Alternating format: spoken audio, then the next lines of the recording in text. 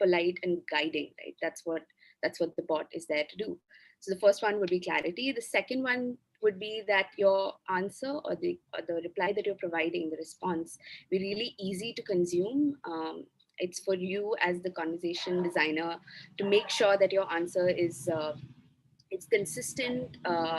It meets what the brand communicates in other places, and also the aim is to be really clear. Like I said, it meets the first point, but you're trying to get someone to solve a problem. So always aim for easy solutions as opposed to really complex solutions that may sound fancy when you're writing it, but may not solve the problem for the customer. So really easy to consume. And finally, it's important to be really transparent.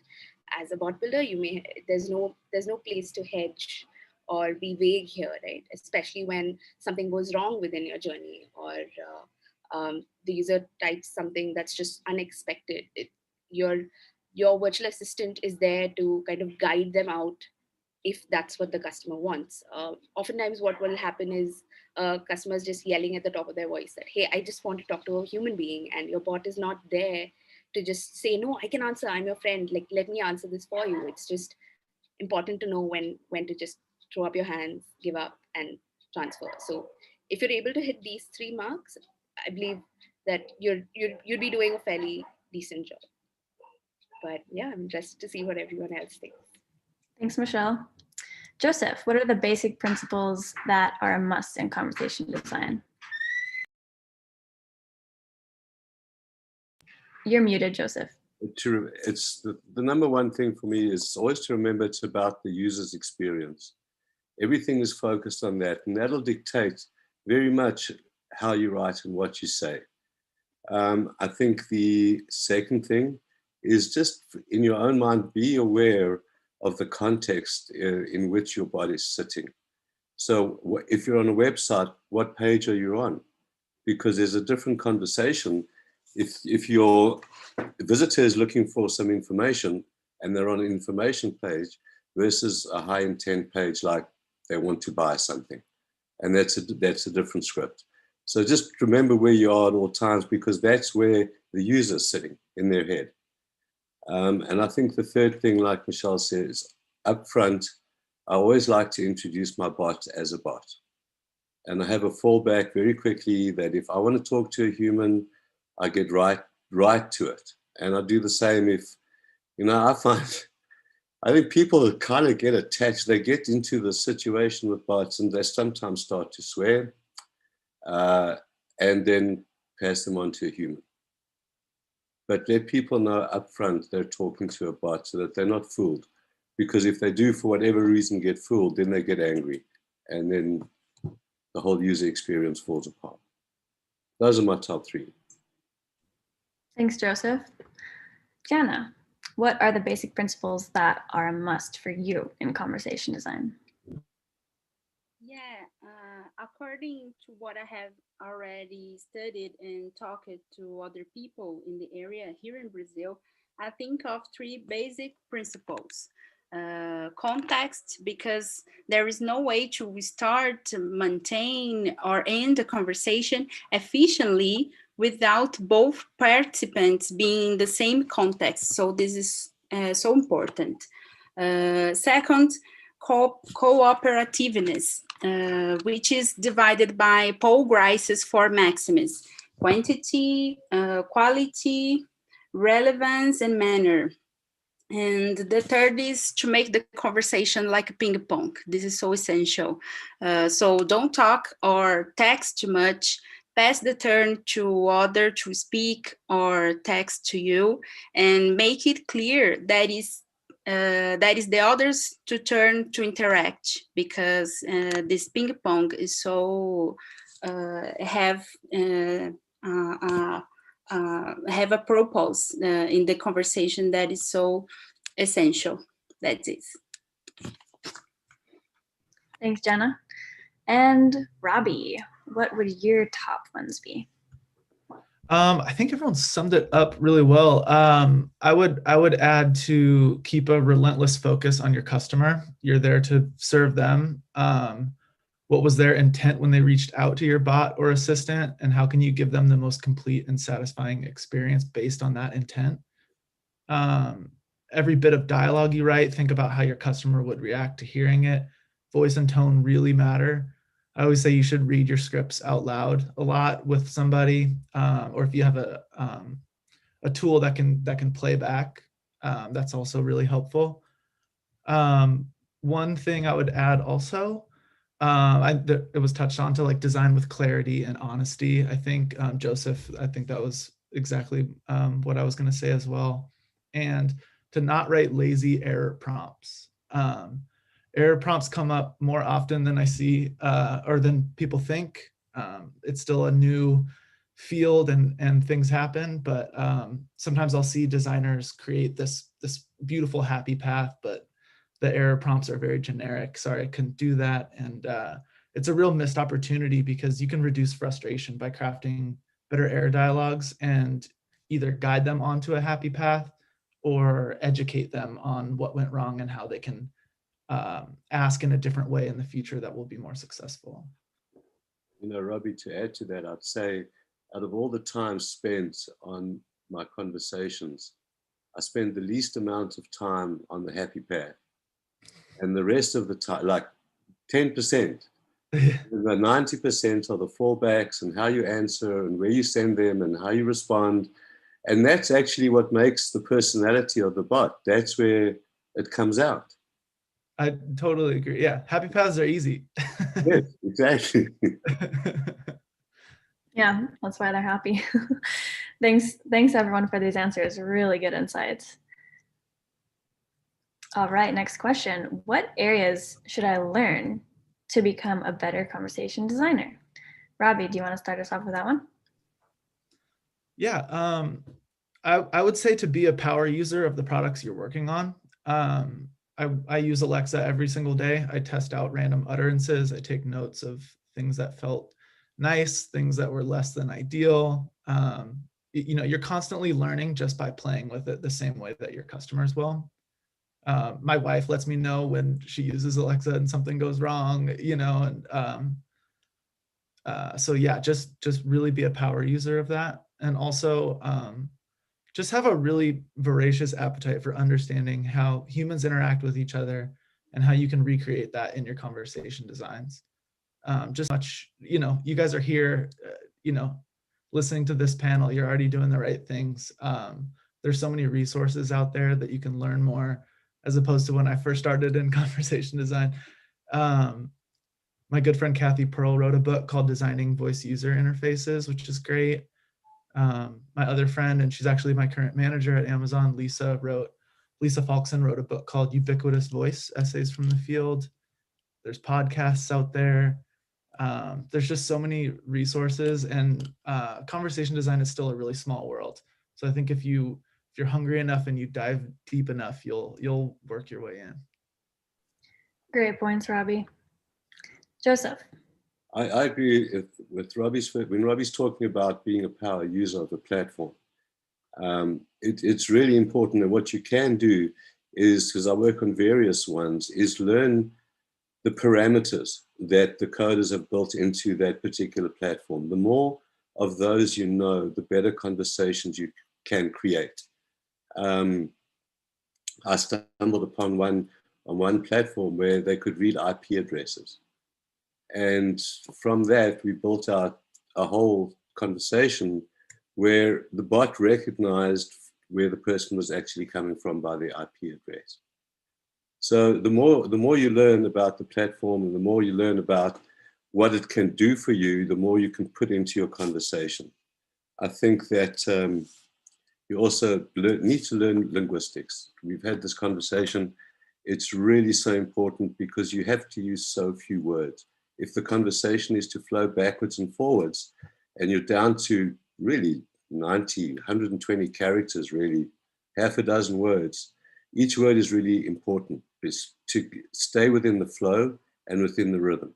So it all counts. And the more technicalities you know about what you're dealing with, the better you'll understand it and the better you'll write. And then finally, if you can, just understand basic bot developments. Just on the technical side, if you can, just learn a little bit more about how things work behind your words or behind the components that you're putting together, even on a basic level. But just be aware of because there's opportunity. Like Robbie says, there's opportunity there to just grow wonderful conversations. Yep, absolutely. Michelle, what areas do you think people should learn about to become a better conversation designer? So I'd written down that, so there's technology, at least work with the platform. I absolutely agree with what Robbie and Joseph said. It's important to not just go in as, and since we're primarily talking to an audience of writers, you shouldn't be scared about knowing technology. It's not just an engineer's domain. It's also yours, and knowing a few terms will help you talk to engineers when you're working with them, if you have that luxury, and it helps you learn the language and talk their language, right?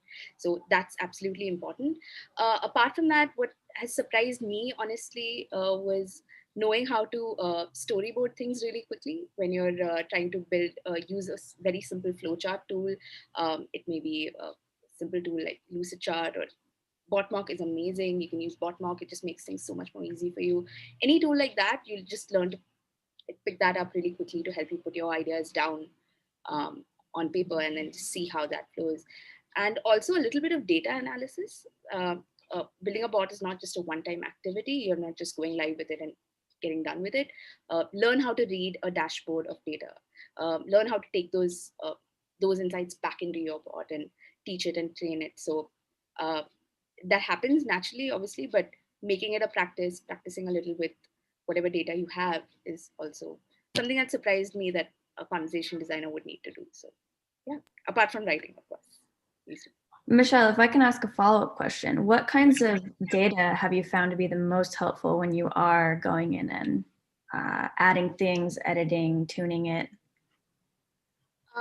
So our platform has evolved. Initially, we had this metric called bot automation, which would tell us roughly how many people have spoken to a bot and then dropped off. But along with that, we had this fun feature called a word cloud, a bot break levels. So you could see how many, what are the common terms that led to a bot break. These are all not necessarily very clear metrics. You kind of have to go to a conversation, read it, understand what happened.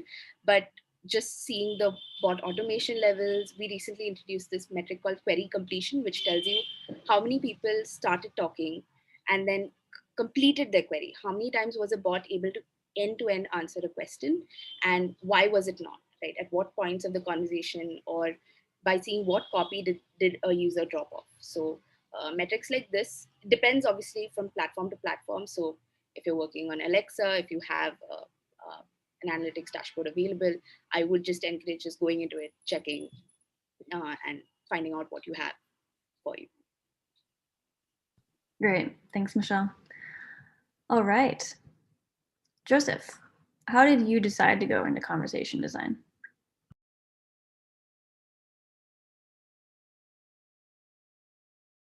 Oh, I think you're muted. It started initially as a way to complement the services that I was offering as a copywriter. The beauty of bots and AI, from my perspective as a copywriter, is it completes a really critical loop that I might have started writing an ad campaign with SEM and SEO and SMM and out of home and everything like that to drive people to a website. And you get a lot of fall off at a website, despite all the best practices that people put into it. It's tough. People arrive at a website, they're tired of surfing, they don't want to go through 60 pages, they don't want to fill in a form. Whatever it is, the momentum slows. And the bot is the most ideal way of picking that up and capturing that lead and taking through the conversion. So it was a great compliment to what I could offer as a copywriter. Yeah, and then I just fell in love with conversation design. It kind of, 1 minute I was a copywriter, and then the next, the next things changed. So yeah. Great, Michelle. How did you decide to go into conversation design? for me, honestly, it wasn't a decision as such. I had the very good fortune of reaching Haptic at a time when Haptic as a company was starting to get into the business of selling conversational AI to other companies, which means that I joined as a marketing content strategist, within the marketing team, creating content for all of our marketing campaigns, and then that role naturally transitioned into what became a conversation designer role. We didn't even have the designation then. It wasn't conversation designer. It was just a vague middle ground. So yeah, and that just turned into what it is today. And I'm just so happy that I get to use my existing knowledge of tech, of writing, like Joseph was saying.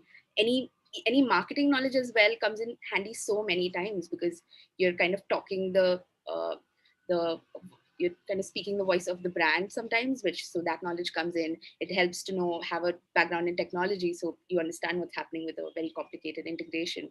And obviously, as a writer, that's your job. So yeah, that's how I got into it. And yeah, Ravi, what do you think? Yeah, it's sort of, there's a common theme of here. I sort of feel like I tripped and fell into conversation design as well. I was in my 20s. I was doing a lot of creative writing, copywriting. I was doing stand-up a bunch, just sort of kind of testing the waters with all sorts of creative writing. And a director friend of mine put me in touch with people at a startup called Volio. They were in need of a dialogue writer for a voice experience they were creating for iPads, where we did like pre-recorded voice with voice recognition technology to kind of simulate conversations. And so I had to take my screenwriting skills and use them in this whole incredibly complex field that I knew nothing about and didn't understand yet. And so I had no choice but to learn really fast, and sort of like a little conversation design incubator for me. But I really gravitated towards it. I mean, I feel like it's like a satisfying brain exercise, because you kind of have to use your left and right brain here. You have to understand something incredibly complex, but then use the other side of your brain to be very creative in the solutions you come up with for that. And I've just kind of gravitated to that. I had no idea I was going to like it so much, but yeah. Great point. Yeah, I second kind of what everyone said about how there really isn't that, there aren't that many people out there that even call themselves conversation designers yet. That's definitely growing. That title is finally growing. I think in 2020, it saw, probably like 100% growth or something like that, just from my personal anecdotal experience. But there are so many people out there that call themselves business analysts. A lot of salespeople I meet are designing conversations. It's a skill that is starting to touch so many different roles, and become, once you want to start specializing it, that's when you start digging into, oh, there are other people out there that are conversation designers, or that call themselves a voice designer or a GUI designer or what have you. So I would, if I wanted to put my 2 cents in, I'd say if you really want to get started with this field, it's good to look for those, for people in those roles, but sometimes you'll find people adjacent to, like with titles that are adjacent to it, but are actually doing the heavy lifting of conversation design. And those people are extremely valuable to talk to as well. All right, Jenna, other than writing, what skills should an aspiring conversation designer acquire? Great question. I believe that the most important are a lot of curiosity about people, the world, the future, and the technology, observation of the details that human interaction has, like what words they are using, the rhythm of each speaker, and the emotions that they express. Yes, focus on the emotions. Deep studies in UX, usability, and interaction design, always thinking about the connection and limits between UX technology and people. and speak of them like to stay, talk, and know people. It's very essential to take an interest in people and be open to follow the evolution and change in human life, because if we think about the human first, we have to think about conversation first, because communication is one of the first skills developed by babies as soon as they arrive in the world. So this is because I love conversation design. Thanks, Jenna. Michelle, what skills do you believe aspiring conversation designers should acquire? I'll just actually add on to what Jana was saying, which is you should definitely understand people, but practically as writers, I think the core skills that I've seen most writers need to catch up on is user experience design, like traditional user experience design, understanding the fundamentals of what goes into knowing a user, designing an experience that matches for one person sitting out there and holding one cell phone and you've never met them. So maybe take a couple of courses, a little certification to understand that. Also, user research is one of those fields that you have to do as a conversation designer. You need to be able to take your bot, show it to 10 people, understand how they respond, be able to be a good interviewer. It's one of those skills that no one teaches you, but you end up having to do one day. So read a few books about this. I'm sure you'll get lots of lovely recommendations throughout this webinar. Robbie already gave away some. So yeah, user experience design, like traditional good UX design, and user research would definitely be some skills to add. And one fun tip that's usually works great everywhere is always go and look up the job description or the JD for any role that you want.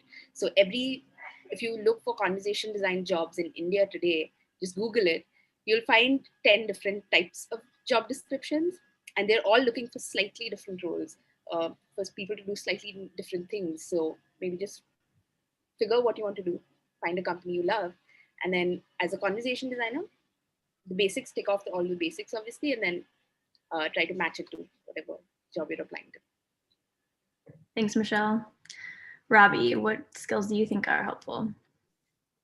I mean, Jenna and Michelle, those were excellent answers. I think you covered a lot of bases there. I would say to also really develop your understanding of how humans interact with each other, like really get in and dissect human connection and human conversation, the way that words make people feel, and how you can write words that can influence the way people feel when they go through your voice experiences. You know, I mean, think about the last great conversation you had with someone.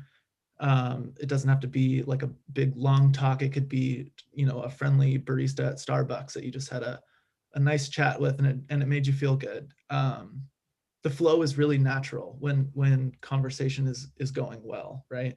And so conversation design is a really interesting thing because we put a ton of effort into making these conversations feel effortless, right?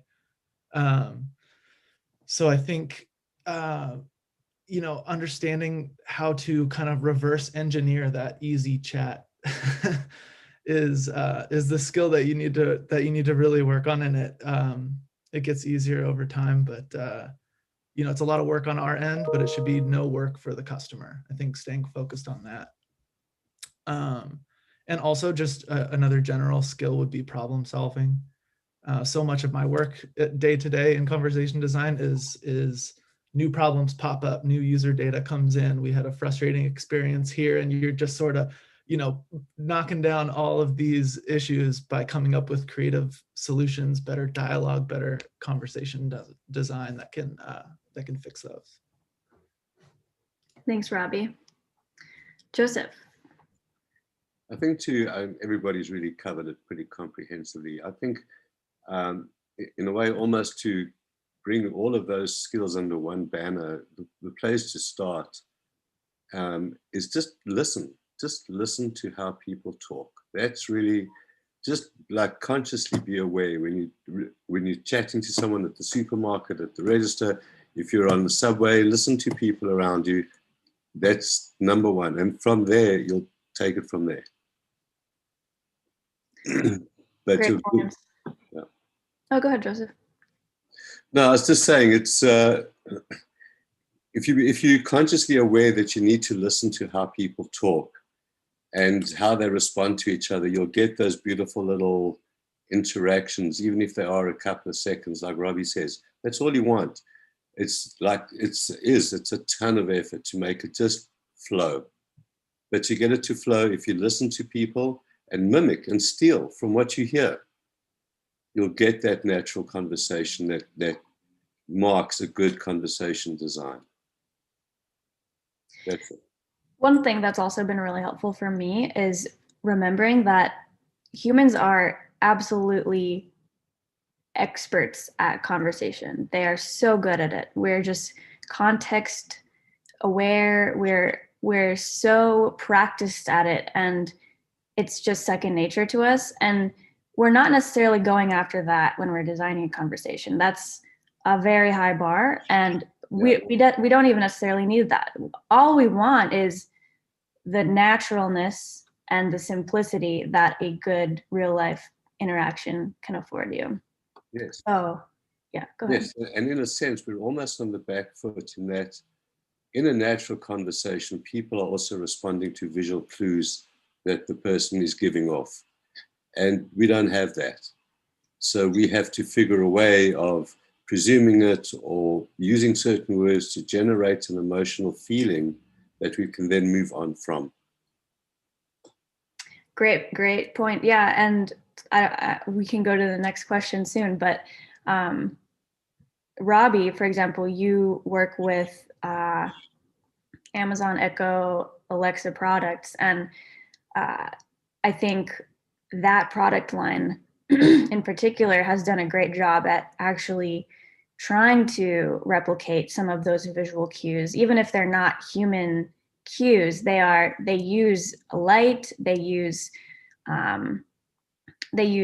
little ear cons, little sounds, and other cues that can sort of stand in for gestures and visual cues that you would get from a human, to let you know that she's listening to you or that she's stopped listening to you. And other things like that can also be very helpful if you are specifically working with voice. Those can be very important for the interaction to keep moving smoothly. Yeah, absolutely. It just becomes more tools in your belt that you can use, as the technology gets better and better. And then if you're designing for screen devices, there's a new tool there. What do you do visually versus with voice? And yeah, it just keeps getting bigger. Absolutely. All right. So, this slide is in here. We get a lot of questions about where other conversation designers hang out. So there is a community on LinkedIn. If anyone in this call wants to join into that, it's called the Conversation Design Community. We talk about things like this. We post about events like this. All right.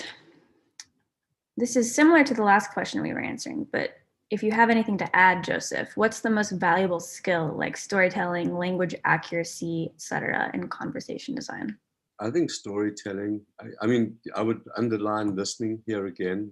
I wrote it down, that's number one thing, is listen and steal.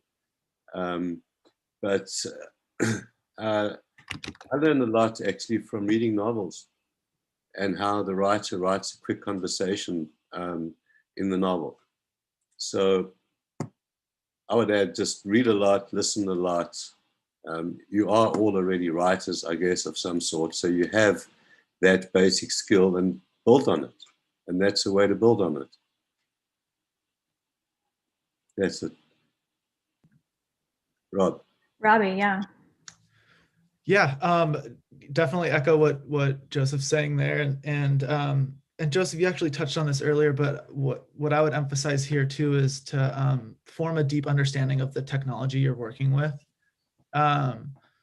That's the hardest thing to do when you're new to this. But I mean, lean into it, ask questions. If you're working with engineers, figure out how this system works, figure out, NLU, how the voice recognition technology works.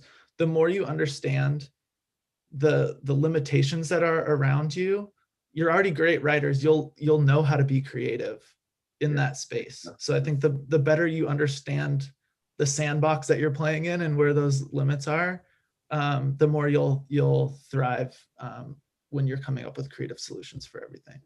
Because they're all tools. They're all the technology. Those are your tools. You know, it's looking at, I never knew that this was actually a drill and I can make holes in things. I just thought it was something lying around. And to your point, you know, unless you actually do a lean into the technologies that have been developed and learn them, those parameters, then you'll know that that thing makes holes and that thing smooths that off. And then your writing and your creativity will just flow from there. Absolutely. Thanks, Joseph and Robbie. Okay, Michelle, how can I build an effective portfolio if I am not currently working on conversation design? Yeah, it's a great question. I think it's very relevant right now. And I can see that Katie has asked a question, what could be a good first actionable step for someone who's trying to take into conversation design from knowing absolutely nothing? So I think this answer will help you as well, Katie. So to start with, any portfolio we review for a job applicant here, it's not, you don't have to come from an existing conversation design background. It helps if you have previously worked on any platform like maybe Google Dialogflow, or if you've built an Alexa skill, or so work on, there are so many free platforms out there today where you can build a bot. So go ahead, build on a couple of different bot platforms.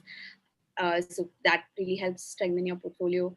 Also then think about writing a few different scripts. So Joseph mentioned before that you should read novels and see how people interact in a novel, in a story.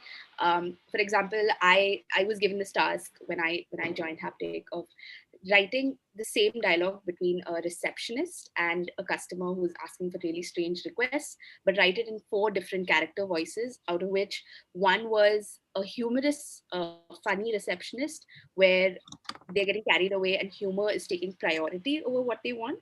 The second one was a funny receptionist, but who was concerned and caring. And you can see that there are such subtle differences between these two. So it's really difficult to, it's important to kind of stretch your writing brain a little bit, force yourself to think from that different perspective and add these kinds of scripts to your portfolio. It really showcases how strong of a writer you are, how are you really empathetic? Are you able to put yourself in someone else's shoes literally and write from that bot personality and imbue that personality into your writing.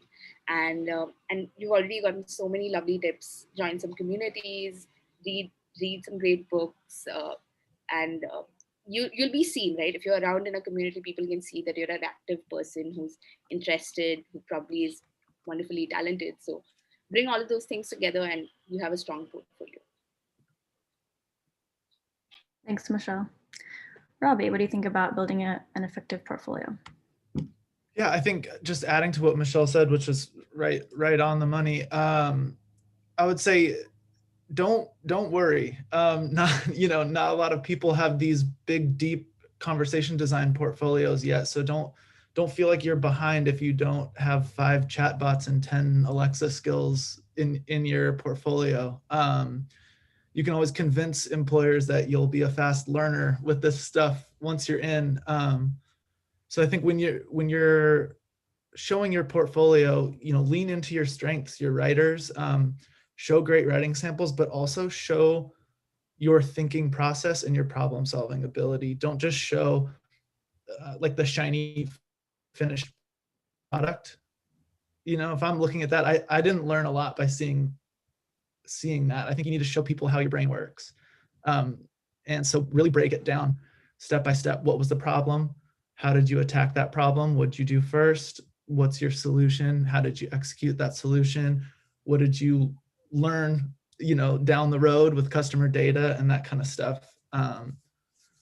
So yeah, other than building your own prototypes like that, that's what I would suggest. Great points. I think, so I came from a linguistics and neuroscience background. And I think the biggest wake up call for me, speaking to Robbie's point, was learning that this whole world of design exists and that is very, very much focused on your whole process, your thinking process. And I just had no idea. So it was definitely a big learning process to figure out how to show something from start to finish and really be able to take a possible employer through that project and start documenting all my work religiously, because it wasn't really a natural skill of mine when I started. Okay. And Robbie, again, how do I begin the transition? This is similar to the last question too. How do I begin the transition from being a copywriter to a conversation designer? Yeah, I mean, definitely answer is probably pretty similar. A lot of copywriting skills translate into conversation design, so you should feel confident. Build that portfolio, lean into your strengths. You know, as a copywriter, you're a master of tone of voice and connecting with customers. You know how to write for brands, and they're established voices rather than creating your own new voice. And I think that's a really great strength in conversation design. So lean into that and show your ability to write for different types of voices effectively and not just one style. You know, and if you've come up with creative ad campaigns, then you can get into the same thing of showing your problem solving ability. Thanks, Robbie. Jenna, how would you recommend someone begins the transition? Well, first, open your LinkedIn and talk to people who are already in the area. Ask for directions. There's always someone who wants and can help you not feel alone. Talk to me there. It will be a pleasure. Just search for Janaína Pereira VY. Then participate in communities, groups, events. There are some great opportunities around the world to gain practical knowledge. Nobody will judge you. The idea is to share and learn together. And also do case studies by writing articles on Medium or in another blog to apply what you have been studying, knowing, and thinking about. This works for writers, not just copywriters, tech writers, UX writers, conversation writers. And I founded with some fellows two professional communities in Brazil, We Design BR and Women in Voice Brazil, to help and have contact with people that want to do the transition. So go and be happy. Thanks, Jenna. Joseph. So yeah, just to pick up something that Robbie said, and have confidence in yourselves. You guys are writers, and if you're copywriters, you've already learned how to bounce from one discipline to another. So 1 minute you're writing a TV script, or then you're writing an email, and then you're writing a radio spot, and then you're doing an outdoor hoarding, and you only have 6 words to summarize somebody else's 600 words. And then you're writing content where you're taking somebody's 6 words and turning them into 600. So you're already comfortable in moving amongst different ways of writing. So flow with that, and understand that writing conversation design is another element that you can learn, and be confident. And then join forums, join groups, read as much as you possibly can. And I would say the most important thing is do a course. There's some great courses out there. There are some great bot developers who offer courses. They're even better specific conversation design courses. And if you join the community and read enough, you'll get a good sense of who to follow, who to read. The books that were posted earlier, the list that was put up, outstanding. I live with Erica Hall next to my bed at night, and you just, because that's what you do. You just soak yourself in it, and you'll come out the other side kind of knowing more or less where you want to do. Because it's not so much a transition into conversation design as kind of being hit by a tsunami. It's 1 minute you're on the outside, and then the next you're underwater, and it's great. Thanks, Joseph. Michelle, how would you recommend people transition to conversation design? I think everyone's made some amazing points. So I'll just add maybe a couple of things here. Number one, know why you're doing this. You should have a very strong reason for going into conversation design, and most people will ask you why you're doing this, right? So have your purpose ready. So it could be a past experience with the virtual assistants, or it could be that you feel like you can add something to it, but have that reason there. And also review a bunch of bots, right? You should be knowing about virtual assistants when you go to interview as a conversation designer. Doesn't make that great an impression if you say, hey, I haven't actually interacted with a virtual assistant before. So yeah, get your basics right apart, and everyone's just given such wonderful tips. So do all of that, be active, have your own portfolio, build bots, and I think you'll get there. Thanks, Michelle. Joseph, are there any best practices for grammar and using emojis in conversations? Should you use it before, after periods? What do you think? I'll tell you how I get around this. Firstly, I think it goes without saying that your grammar should be absolutely perfect. As a writer, you need to know all the rules before you know which ones to break. Because in conversation, sometimes you do break some grammar rules for the sake of flow. What I do in a situation like this is I go to my messenger apps and I look at the conversations I've been having with people, and I see just what people are doing. Is there a rule? Does that emoji go before or after a period? Or does it just depend on who's writing? Or do people even care? So I would just tend to go with the way people are texting, if assuming it's a text bot, are texting each other, and play it by ear from there. Thanks, it's Joseph. not necessarily a stand to fall on your sword for, though, I don't think. Not like grammar is. Yeah, and as a linguist would say, you're sort of taking a descriptivist approach to seeing how people are talking and reflecting that, instead of taking a proscriptivist approach or prescriptivist and trying to talk in a quote unquote correct way. So you want to be, of course, you don't want typos. You obviously want to be grammatically sound, but you still want to be casual and conversational if that's the tone of your bot, or maybe the tone of your bot is more formal and you want to reflect a different tone. Exactly. But with the copywriting background, copywriting is kind of, it's like a slanguage. It's the spoken language. It's the language that, it's the hard grammar that actually just rolls up its sleeves, spits down its hands and gets to work. And it's just very practical, and you take that through. That same kind of, if your bot warrants it, a little bit of an informality, but know the rules before you break them. Definitely. Michelle, what are your best practices for grammar, emojis, those sorts of things? I absolutely echo what Joseph and Priya you said. But just one thing, when you're designing for scale, we found this rule, use it within your context, but it's good to use emojis, especially when you're designing bots that get API responses. After a task is done, start with an emoji that summarizes your message. For example, if it's a positive message, like, hey, I've completed your job. So maybe starting with an emoji, like a check mark emoji, helps. We avoid putting emojis in the middle of a sentence, or two sentences or three sentences, because it breaks your flow of reading. Someone's just scanning. So we avoid using them in the middle of sentences, just at the start and at the end if it makes sense. And we don't use a full stop. So that's like a rule we decided to adopt after reading through conversations, like you mentioned. And we found that if someone's using an emoji at the end, they tend to use it with a space and then an emoji, like a finger pointing down, to indicate that, hey, there's a button below that you need to click. So click there. So yeah, just rules that, again, like everyone mentioned, there are no rules.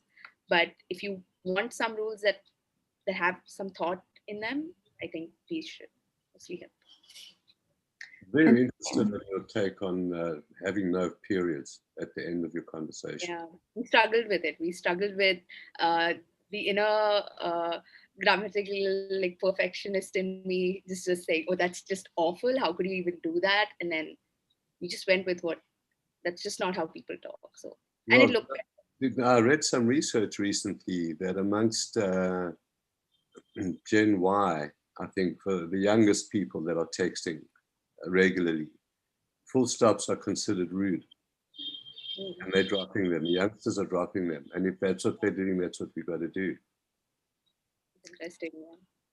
Yeah, that is one of those things that can seem so unimportant, but It's like So I guess Robbie would get this. It's like putting a period at the end of a headline. And it stops people, so they don't read in the rest of the copy. They just stop. Okay, I think it's a personal beef of mine. Interesting. But certainly, I think it's really interesting that it's starting to come up as an issue in texting. Absolutely. And I just think I love all these tiny things that we have conversations about. I never in my life thought I would get to talk about whether we should end it with a period or not, but that there might be various team discussions about that. Like those are big deals sometimes. So it's a fun field if you want to get into the very nitpicky ins and outs of language. It's like I was saying to you earlier, that Jason pairing was a whole, like, wow, I never thought of that.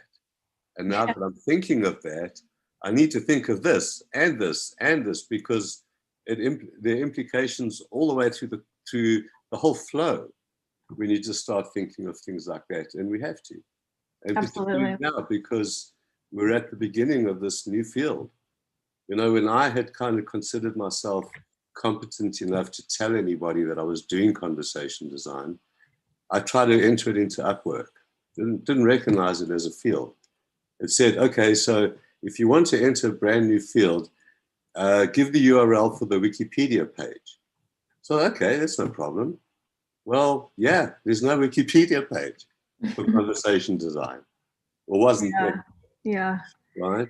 Yeah, absolutely. All right, so we had a question asked, I hope I'm pronouncing your name right, by Zomrot. And I'm going to post that into the chat for any panelists that do want to take a stab at it. We have about 6 minutes left, and I want to be very respectful of everyone's time. So I'll post this in the chat right now for any panelists that want to answer that. And then we will keep going with Jana on this question. So what do you find are the similarities and differences in voice user experience writing and writing for television and other spoken media? Yeah, TV is pure broadcast. So the big difference for me is that on TV, the directors segment the TV shows by subject, like entertainment, news, and not by user or viewer needs. In conversation design, we write based on data, research, behaviors, and human needs, transforming the experience into a task in the interface. So the conversation design is task oriented and TV is for everyone. Another difference is also the interactivity itself. Many TV channels here in Brazil, for example, are thinking about this interactivity and how communication can benefit from it, but they have not yet arrived at a model that can be replicated and that really lead us to believe that we are interacting with the shows. Social media is the most viable way at the moment, but establishing a conversation between the audience and the show is not so simple here. Posts and tweets end up in the screen, but there is no real-time interaction with them during the show. And there is a similarity from my point of view. The text written for the shows needs to be understood even if there is no interaction in real time. So the words are carefully chosen because they have to be easy for the public to understand. This is my point of view. Thanks, Jana. Robbie, what have you found are the similarities and differences? As far as similarities, I think I've touched on it before, but just, writing for specific characters, matching tone of voice, obviously dialogue writing, making your audience feel something through your writing definitely translates. The differences obviously are the roadblocks and technological restraints in voice design. You're playing in a much smaller box, and it takes time to learn what those are. And also, I think intent changes a lot. A lot of what I work on with Alexa, and I've worked on other voice assistants before as well, and it's efficiency, right? I'm I'm giving you, it's more efficient than doing it yourself. So I need to write for pace and for speed and convenience, and this sense of like, I've taken care of it for you. It's, you know, which can be more like entertainment and, you know, so I think just the audience's intent changes. And so you have to adjust your writing for that. Great points. All right, we have a couple minutes left. I skipped this one just so we could hear from Jana again. But Robbie, do you want to take this one as well? What tools do you use in conversation design? Sure. Yeah. I think there's a billion tools out there now, and I think it can get sort of you can get kind of obsessed on what tools to use. I keep it fairly simple, to be honest. I use Google Docs a lot for just for the collaborative process when I'm writing sample scripts, and like user utterances. When I first have a task, I try to just write every utterance I think that that a customer could say, and then I'll start to bucket those answers, and then write sample scripts for those buckets. So I do all that in Google Docs.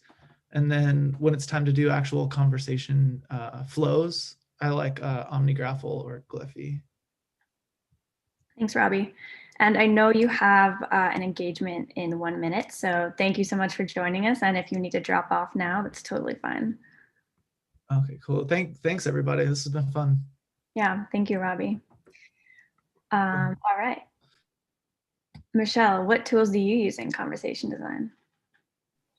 So yeah, fairly simple, like Robbie was saying, but we do use more flowchart oriented tools like usage chart for anything flowchart related. We actually, one of our teams have experimented with Botmock recently.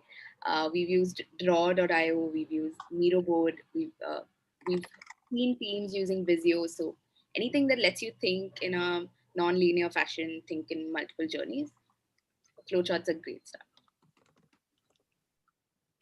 Thanks, Michelle. Joseph, what do you use?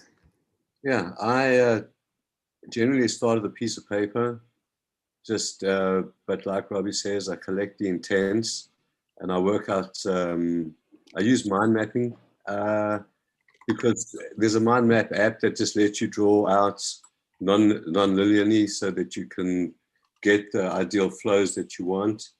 Then I normally go for Botmock. It's a great platform. It just helps you think. It's very quick. So you can map out your conversations very quickly without getting into the depth of the technology that can be there. I use a lot of forums. Learning as I go, I just have a look to see if there are any references about something. And I also have built a couple of intent libraries as I've gone along building bots and found new ways of saying old things. I put it into a various intent library. Started with a yes intent library and a no intent library, and the various ways people can say yes or the various ways they can say no. And then built out those little mini libraries, if you like, as I've gone along and learned from people's responses. That's it. Thanks, Joseph. All right, so I think that's all we have time for today. So everyone who has attended, thank you so much. I hope the panelists provided you with some new knowledge. We really appreciate it. If you want to tune in for more AMAs, we have them every month, and they're always different themes. So sometimes they're about hiring conversation designers. Sometimes it's about how to get hired as a conversation designer. We'll have kind of topic specific ones like UX research and conversation design, and our panelists are always as amazing as this panel. So thank you, panelists, for joining us and sharing your time. And I hope everyone has a really great and safe weekend. And we will be messaging or emailing this recording to everyone who registered. So I can't thank you enough. And again, have a great weekend. Thank you for having me. Everyone. Nice to meet you all. Good luck, everybody. Don't give up. All the best. Goodbye. Thank you. Bye.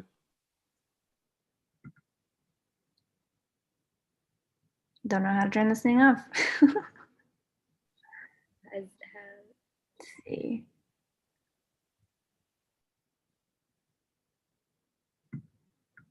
And